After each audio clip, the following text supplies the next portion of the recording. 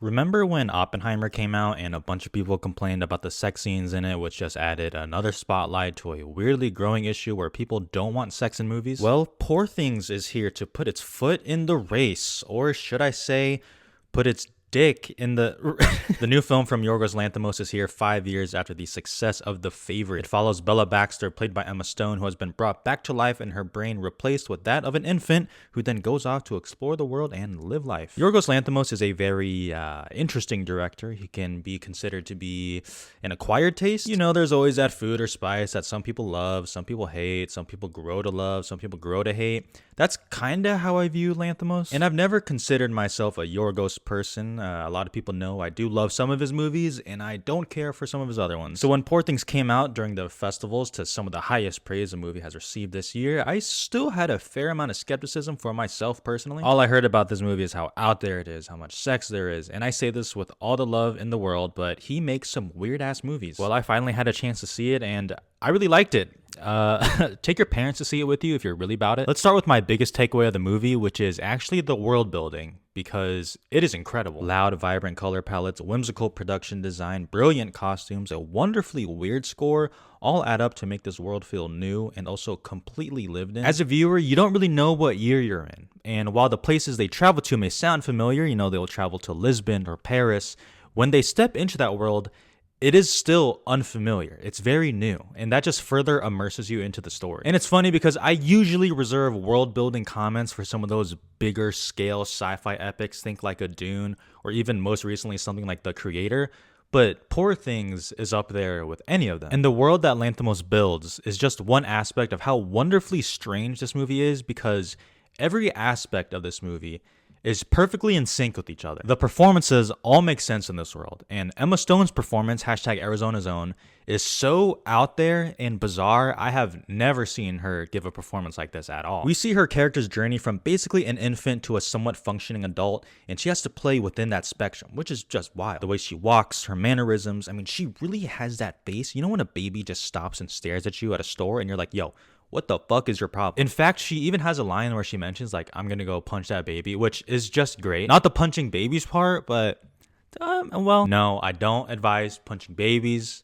It's a good line, though. She really nails that childlike wonder where you're introduced to something completely new. And it's funny, looking back on, like, my own childhood and seeing when I was introduced to like a whole new world, I mean, she really nails that facial expression. And I know this is a small part and it may sound really stupid, but like, I don't have a kid, but from people who do have like toddlers and infants, they've said how she walks and everything in the beginning of the movie is eerily similar, which shout out Emma Stone. But tying into that is what is no doubt going to be the biggest talking point of this movie, which is the sex. Now, I don't have a problem with sex in movies, but even if you do, at least you cannot say that Poor Things, the sex is random. Because when people say sex has no meaning in movies, you know, like sometimes, sure, it can feel out of place or unnecessary, but with this one, it is not that. And to illustrate that, let's take a step back for a second. Let's talk about ourselves. Let's talk about us as human beings. This is going to be a very weird tangent, but just stay with me here, okay?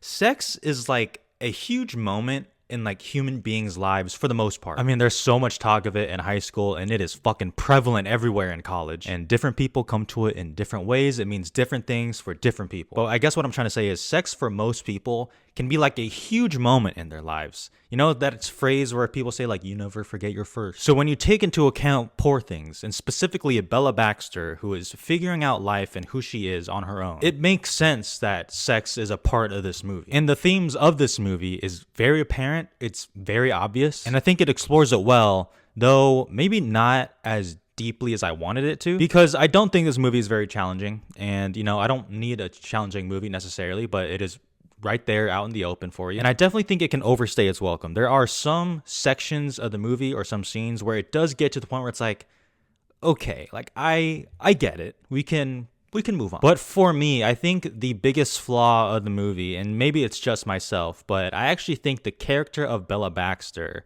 stops growing at a certain part of the movie. She stops changing at a certain point of a movie, and I get it, right? She's more of a functioning adult at that time. For adults, changes are usually pretty minor compared to when you're a kid to a teenager to a young adult. So I get that. But considering the first half or 2/3 or however you want to put it of this movie is her changing, her going through this journey, which is by far the most compelling part of this movie. Once it feels like her journey stops or slows or, whichever, I felt like it did lose my interest a little bit. And considering the length of this movie is pretty long, maybe you wanted to tighten up some things, but maybe people disagree with that. Now, does that ruin the movie? Of course not. I still think this movie is incredibly witty and smart and funny. Mark Ruffalo, who plays an absolute fucking loser, is hilarious. He is a real standout, and I'm glad to see him in a role like this. Willem Dafoe is just one of my favorite people to see on screen, so shout out to him. And Rami Youssef actually brings a sense of warmth, kind of like a goodness whenever he's on screen,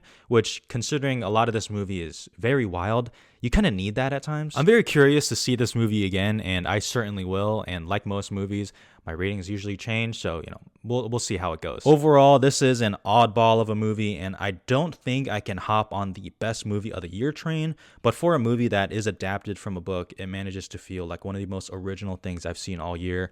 Poor Things, 4 stars. It's crazy to me how this is shaping up to be a huge Oscar movie. Regardless of wins, nominations, this is going to be a lot. And that is crazy to me because, do the old parent test. I mean, showing my parents this movie, they'd be like, what the hell are you showing me? I'm actually unsure of how many Oscars this would win. I feel pretty confident about several nominations.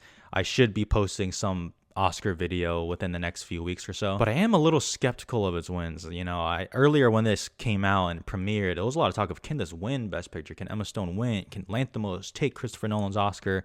I don't know. I won't spoil anything, but don't know if I'd have them at number 1. But Oscars is just one aspect of it. If you are managing to still watch this, once again, links are all in the description. As I've mentioned before, I made a new Instagram. I think people seem to enjoy that, so that's in the description. Strange movie though.